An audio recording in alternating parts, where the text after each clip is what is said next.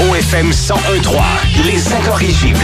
7h16, régulièrement, je vous dis que le secteur agricole est extrêmement important pour la région, que c'est 70% au moins de notre économie. Et aujourd'hui, on va parler des impacts de l'agriculture dans l'économie régionale avec le président de l'UPA de la Beauce, M. Paul Doyon. Bonjour, M. Doyon. Bonjour. Ça va bien? Oui. M. Doyon, donc, c'est extrêmement important, l'agriculture dans la région Chaudière-Appalaches. Ah oui, dans notre région, effectivement, c'est très important. On a de différentes productions. On parle des productions majeures, là, qui est la production laitière, production porcine, surtout dans le nord de la région, production acéricole dans le sud de la région, production de bois, production de céréales. C'est toutes des activités agricoles qui génèrent de la richesse, comme on dit. On dit que pour les 7 MRC, de Nouvelle-Beauce, les Etchemins, Robert-Clich, les Appalaches, Beauce-Sartigat, Bellechasse et le Granit, c'est un peu plus d'1 milliard de dollars de revenus agricoles chaque année. Ah oui, absolument. Puis quand on parle à l'échelle de la province, c'est la création, le PIB agricole au Québec, c'est 13 milliards de dollars, ça. Ça dépasse le plan Nord, ça, là. Il y en a qui s'excitent bien gros avec ça, là, mais on a dans le sud de la province une industrie qui génère beaucoup d'argent aussi. On a aussi tendance à oublier, oui, on parle beaucoup des producteurs agricoles, vous avez fait mention des secteurs d'activité, mais on a tendance aussi à sous-estimer les emplois directs reliés au monde de l'agriculture et surtout les emplois indirects. Ben, c'est ça. À l'échelle de la province, encore une fois, c'est 174 000 emplois directs et indirects qui sont reliés à l'agriculture. Toutes ce qui est en amont de l'agriculture, ce qui est en avant, les fournisseurs d'équipements, les meuneries, les vendeurs de machinerie, les garages, les usines qui transforment les produits agricoles, les abattoirs, les industries de transformation de produits laitiers, les fromageries. Regarde, c'est tout ce monde-là qui font partie du paysage qu'on prend pas le temps souvent de relier au niveau agricole, là. Puis là, vous avez parlé des emplois directs, mais si on jetait un coup d'œil aux emplois indirects, notamment chez les services professionnels, on a tendance à sous-estimer ça, mais les comptables, les notaires, les avocats, les ingénieurs, les assureurs, les arpenteurs, puis pensons aussi aux réparations de moteurs électriques ou à la vente de camions, de VTT. Donc, il y a beaucoup, beaucoup de gens qui dépendent directement et indirectement de l'agriculture. Absolument. Et puis, tout ce que vous avez fait une liste là qui était vraiment exacte de tout le monde qui entoure le monde agricole. Et puis, ces gens-là, souvent, on fait pas le lien, mais il y a des fois qu'il y a des petits villages qui sont certaines régions de la province qui sont en déstructuration. Et puis, à un moment donné, quand l'agriculture a tendance à s'éteindre, ben ces gens-là, on les voit disparaître en même temps que l'agriculture, là. Il y a des défis, il y a des forces qui sont reliées à l'agriculture. Parlez-nous des défis pour les prochaines années, parce que le secteur agricole, n'a pas toujours la cote, comme on en a déjà parlé, M. Doyon.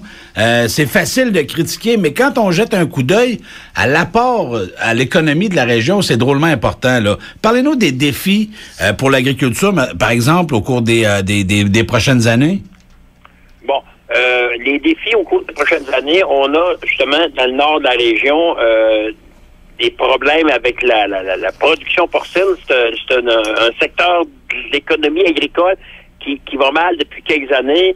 On a fait des investissements en fonction de la protection de l'environnement. On a fait des investissements par rapport à aller chercher de la qualité au niveau du produit, au niveau de la viande. Et puis ce secteur-là en arrache depuis quelques années. Et puis, quand on a des municipalités comme Saint-Élias, Saint-Bernard, c'est des municipalités où il commence à y avoir des répercussions. Le défi des prochaines années, ça va être de maintenir ces fermes-là en opération. Je pense qu'il y a déjà un travail de fait au niveau de la financière agricole, mais quand même, il y a encore de quoi faire là pour maintenir ces entreprises-là en place. Et puis que ces entreprises-là puissent avoir une pérennité dans le temps. Il faut que ces entreprises-là, ils génèrent assez de profit, assez d'argent pour qu'il y ait une relève qui soit intéressée à ces entreprises-là, là. Ça, c'est important ce que vous précisez là comme point de vue. Intéresser la relève à assurer la continuité des entreprises agricoles, c'est pas un pari qui est tout de suite gagné. Puis l'autre affaire, c'est faut rester compétitif aussi sur les marchés avec la production qu'on propose. Absolument. Quand on parle de production comme le porc, toutes les productions de viande, le bœuf, c'est la même chose. C'est le marché mondial. C'est le marché mondial qui dicte les règles du marché, qui dicte le prix.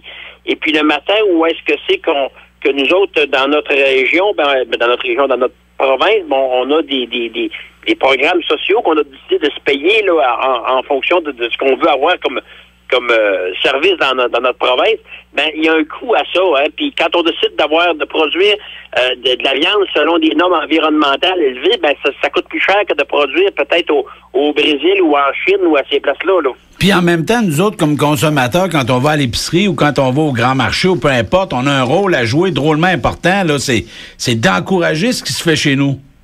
Absolument, parce que le consommateur, il exige plein d'affaires, mais on aimerait bien ça que quand il va faire son épicerie, qu'il soit conséquent avec ce que c'est qu'il a demandé. C'est-à-dire, si tu veux avoir des produits qui est fait sans antibiotiques, puis sans hormones, puis sans ci, puis sans ça, puis avec le bien-être animal, puis tout ce qui vient avec, puis les normes environnementales, mais au bout, il faut qu'il accepte de payer ce que ça coûte, toutes ces affaires-là. Là. Évidemment, au cours des semaines qui vont venir, M. Doyon, on aura la chance de faire le tour de plein de sujets de l'actualité qui touchent le secteur agricole. Vous aviez des rencontres aujourd'hui, c'est pour ça que vous n'êtes pas avec nous en studio, mais au cours des prochaines semaines, des prochaines rencontres, on aura l'opportunité de parler. Entre autres, la semaine prochaine, on reviendra sur l'historique de l'Union des producteurs agricoles, sa structure et son accréditation unique. On aura la chance d'en parler parce que ça a fait beaucoup jaser, ça. L'UPA, il y a eu des projets de loi des différents ministres de l'agriculture. Le monde agricole doit vivre aussi avec les changements de gouvernement, hein? Absolument. Et puis, les politiques du gouvernement, ils sont changeantes souvent en fonction des partis. Et puis, quand on parle au niveau agricole, ben ça prendrait des politiques qui sont un peu plus à long terme, avec une plus grande vision, là. Parce que quand on change des programmes au fil du temps par rapport aux partis politiques qui prennent le pouvoir, là, ça devient un peu difficile à s'ajuster. Puis l'agriculture, ben, c'est quelque chose qui se fait sur des dizaines d'années. Ça prend une vision à long terme, ça prend des politiques à long terme. Et puis, dans les prochaines semaines, c'est une autre chose qu'on va parler, ça aussi.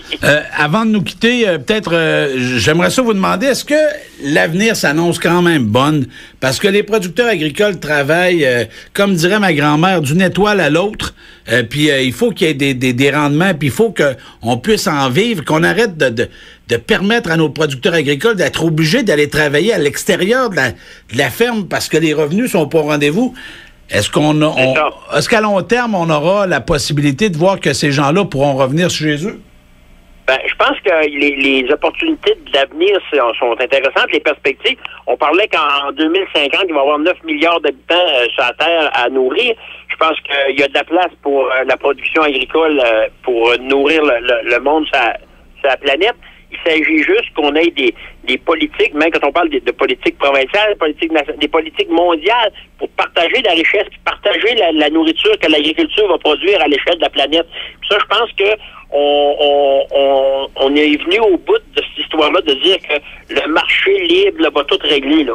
Parce qu'à un moment donné, ça prend des contrôles, ça prend des choses comme... Quand on parle qu'en Afrique, plus il y a des secteurs super agricoles en Afrique, c'est la place où c'est qu'il y a le plus de monde qui souffre de malnutrition, là. Il y a quelque chose à faire là.